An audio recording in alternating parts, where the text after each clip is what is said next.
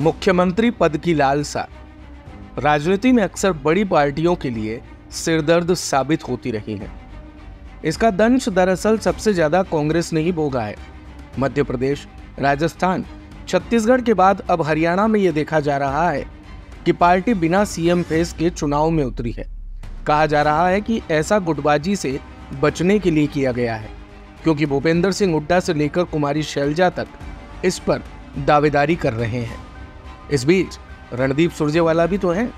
ऐसे में सवाल उठता है कि कांग्रेस अगर हरियाणा फतह कर भी लेती है तो हुड्डा और शैलजा में संतुलन कैसे बनाएंगे।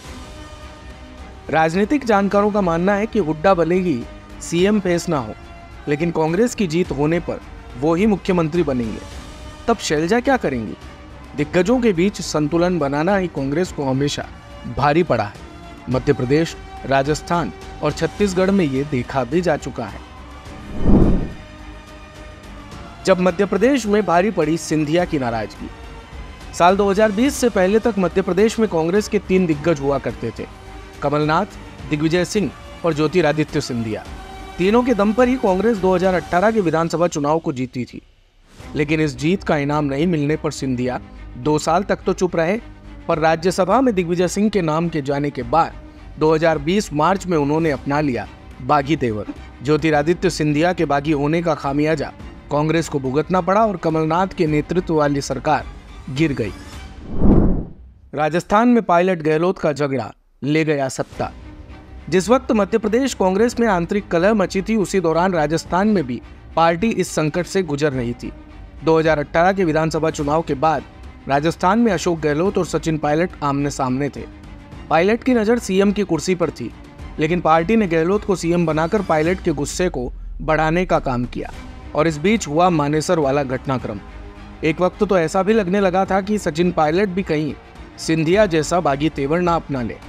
हालांकि पार्टी आलाकमान उन्हें मनाने में कामयाब रहा।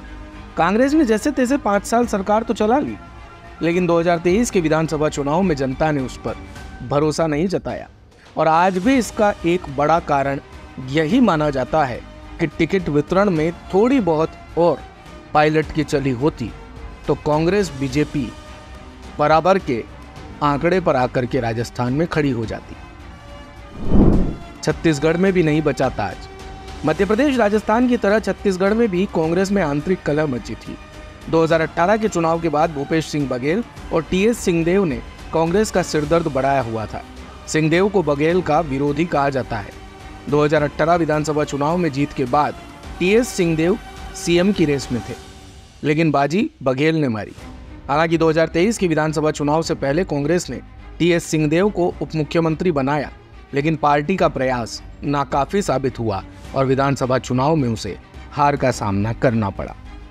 आंतरिक कलह के कारण हार का सामना करने के बाद कांग्रेस की लड़ाई अब हरियाणा में है। यहाँ भी पार्टी में कई कॉर्नर है।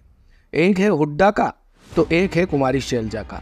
तीसरा कॉर्नर रणदीप सुरजेवाला का भी है। कांग्रेस अब तक तो तीनों को एक साथ रखने में कामयाब रही है, लेकिन ये कब तक चलेगा ये बड़ा सवाल है, क्योंकि यहाँ पर कांग्रेस का दिग्गजों को संभालने का रिकॉर्ड अच्छा नहीं रहा है। यहाँ पर उसे कई बार अपने नेताओं के बागी होने का सामना करना पड़ा है। इसमें राव इंद्रजीत से लेकर भजनलाल, बंशीलाल और देवीलाल जैसे बड़े नेता भी शामिल हैं। आप देख रहे थे कार्यक्रम राजनीति के नगाड़े।